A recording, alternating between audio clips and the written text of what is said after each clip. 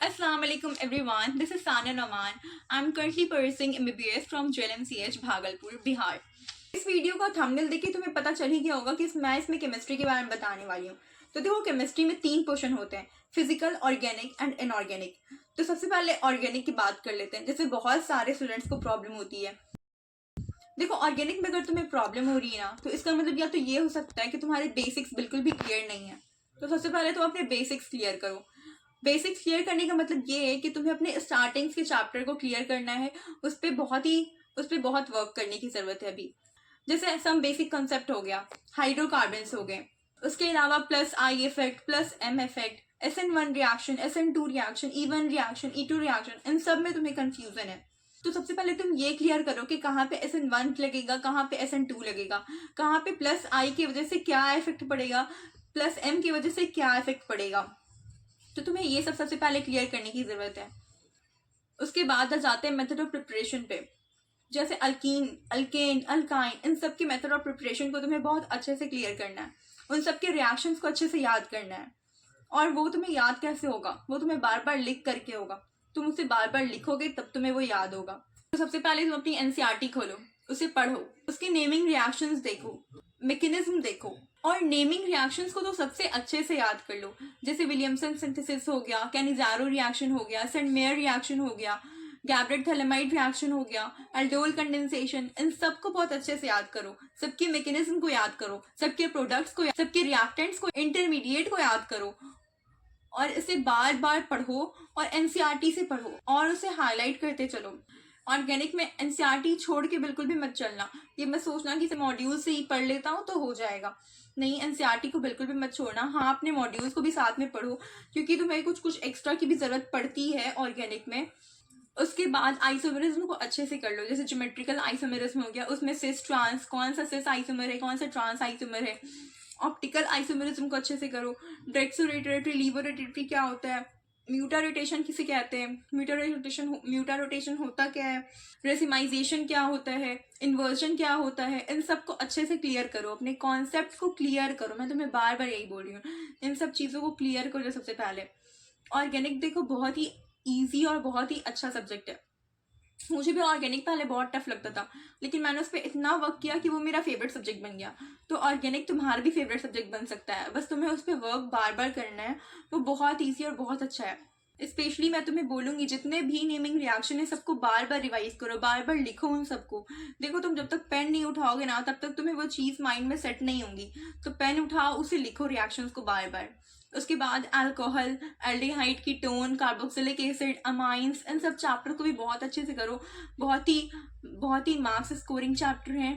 And इन सभी chapters को अच्छे से पढ़ो, एनसीईआरटी से पढ़ो, बार बार रिवाइज करो। उसके जो इनटेक्स्ट क्वेश्चन हैं उन्हें करो। उसके बाद जो चैप्टर के लास्ट में क्वेश्चन ये होते हैं उसको भी करो।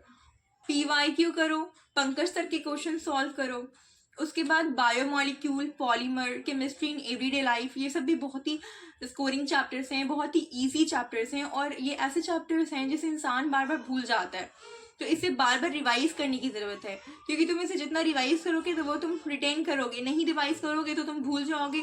इजी क्वेश्चंस फिर एग्जाम में आएंगे और वो छूट जाएंगे, तुम्हारे 4 नंबर चले जाएंगे बेफिजूल का।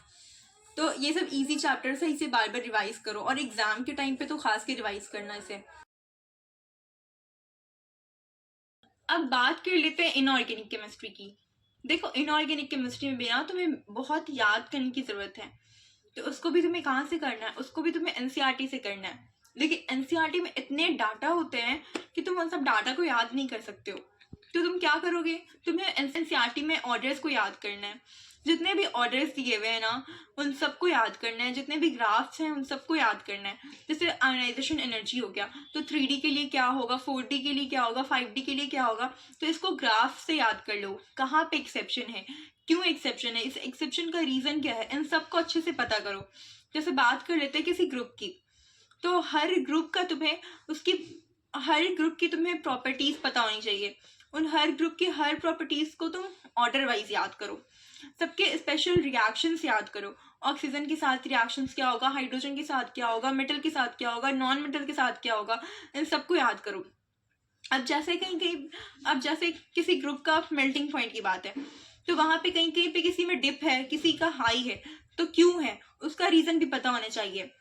अब देखो जैसे मेल्टिंग पॉइंट की बात कर लेते तो melting point left to right जाने पे बढ़ती है, लेकिन नोबल गैस की कम होती है, तो क्यों कम होती है उसकी, और लेफ्ट टू राइट जाने पे बढ़ती क्यों है, ये भी रीजन पता होना चाहिए। नोबल गैस का कम क्यों होता है, ये भी रीजन पता होना चाहिए।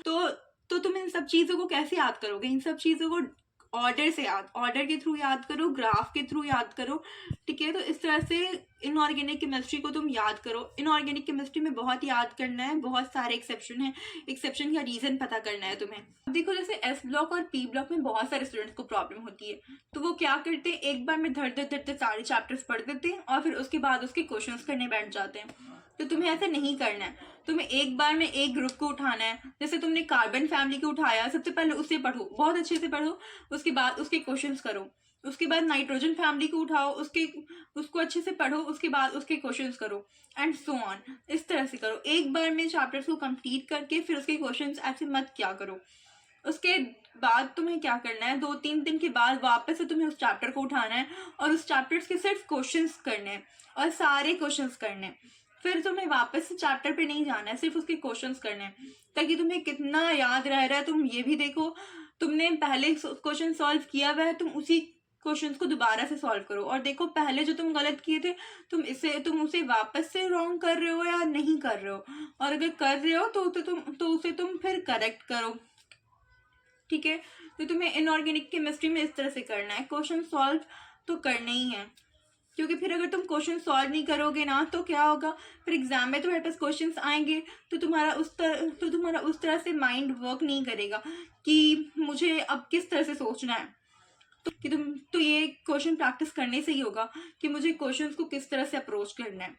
समझ रहे हो मेरी बात, तो इस तरह से करो। उसके बाद जैसे लैटिस एनर्जी, हाइड्रेशन एनर्जी, इन सब के भी ऑर्डर्स को बहुत अच्छे से याद करना है। जैसे सल्फेट्स के लिए क्या ऑर्डर है, हाइड्राइड्स के लिए क्या ऑर्डर है, इन सब को अच्छे से करना है। लिथियम में एक्सेप्शन क्यों है, उसके रीजंस पता करने हैं।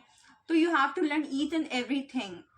उसके बाद तुम्हें केमिकल बॉन्डिंग, कोऑर्डिनेशन कंपाउंड, इन सब चैप्टर्स को भी अच्छे से करना है। कोऑर्डिनेशन कंपाउंड्स में उसके आइसोमेरिज्म को अच्छे से करना है, उससे डायरेक्ट क्वेश्चंस आ जाते हैं। अब बात कर लेते हैं फिजिकल केमिस्ट्री की। देखो फिजिकल केमिस्ट्री में तुम्हारे कॉन्सेप्ट्स क्लियर होने बहुत ज़रूरी है। फिजिकल केमिस्ट्री में बहुत सारे बच्चों को लगता है कि उसमें सिर्फ फॉर्मूला याद करना है और फिर उस पर क्वेश्चन सॉल्व करने हैं, लेकिन ऐसा नहीं है।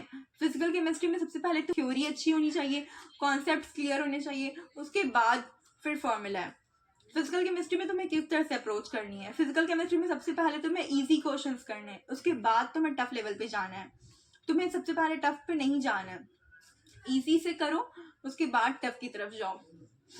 उसके बाद तुम्हें क्वेश्चन की अंडरस्टैंडिंग होनी चाहिए कि क्वेश्चन में पूछ क्या रहा है। जैसे मूल कंसेप्ट में कई बार बहुत इजी क्वेश्चंस आते हैं और कई बार कुछ बहुत टफ क्वेश्चंस होते हैं, बहुत ही टेक्निकल क्वेश्चंस होते हैं जो समझ में ही नहीं आता है कि ये पूछना क्या चाह रहा है। तो क्वेश्चन की अंडरस्टैंडिंग होनी बहुत ज़रूरी है। अब जैसे पीएच में ही बहुत सारे पीएच के फॉर्मूलाज होते हैं, एसिड्स के लिए अलग फॉर्मूला होता है, salts of acid and bases के अलग फॉर्मूला होता है, वीक एसिड और स्ट्रॉन्ग बेस का अलग, स्ट्रॉन्ग बेस और वीक एसिड का अलग, वीक एसिड वीक बेस का अलग, बफर्स के अलग फॉर्मूलाज होते हैं।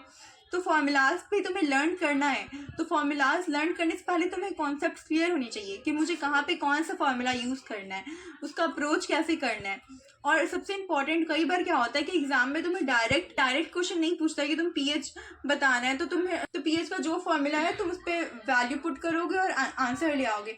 तुम्हें पहले उसके लिए और भी चीज़ें निकालनी होंगी, उसके बाद फिर तुम वहाँ तक अपने आंसर तक पहुँचोगे।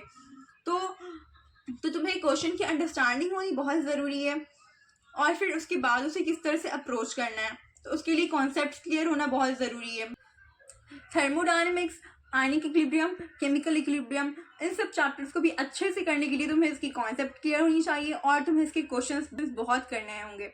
उसके अलावा electrochemistry, chemical kinetics, solid state and redox, इन चारों चैप्टर्स को भी तुम्हें बहुत अच्छे से करना है।